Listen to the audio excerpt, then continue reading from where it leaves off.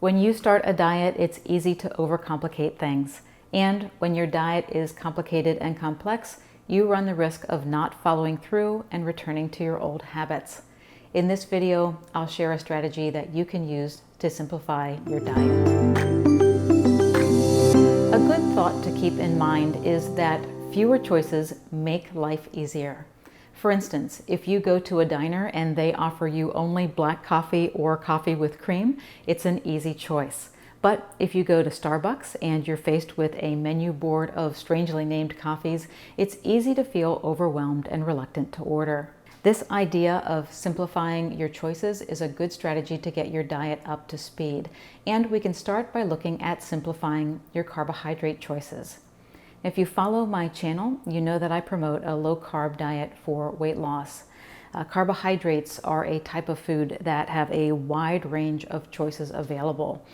This scoop of sugar and these vegetables are all classified as carbohydrates, but they will affect your body very differently. With nothing to slow it down, this sugar will quickly spike your blood sugar, setting the stage for fat storage.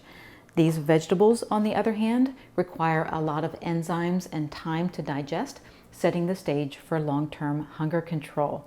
So a simple mindset to have when it comes to picking carbohydrates is to avoid the worst and fill up on the best.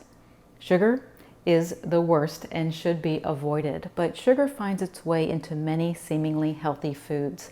My sugar rule is that if a food has sugar listed as one of the top 3 ingredients, don't eat it. And when you have this simple rule in place, you don't have to make decisions because the decision has already been made for you. For instance, is it okay to have this granola? Well, let's look at the ingredient list and we see that the second ingredient is dried cane syrup. So that is a type of sugar. This product is going to go back on the shelf.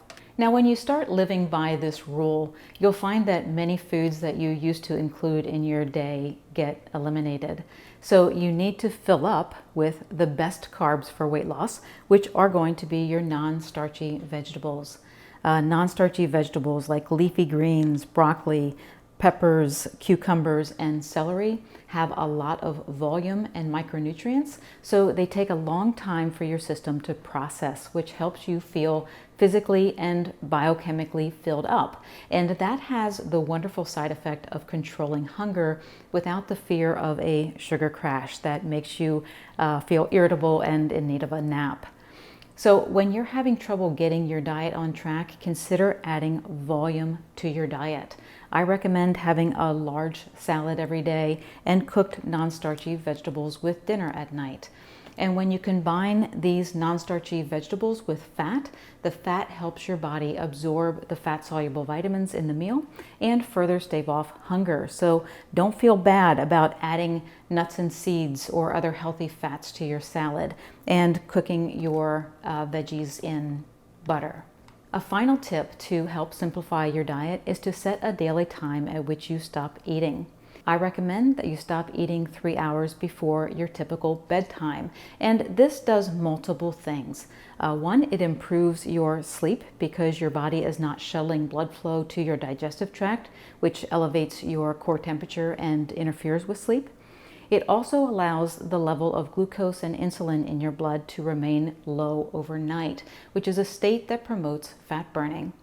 And it eliminates mindless late-night snacking, which can save you hundreds of calories. The tips I share in this video are the basis of my 0, 1, 2, 3 strategy. And I have a downloadable guide with the strategy printed on it that you can print out and post on your refrigerator. And I will leave links on this video and in the description area for where you can pick up a copy. Thank you so much for watching. Please subscribe, and I will see you back here next week. Thanks.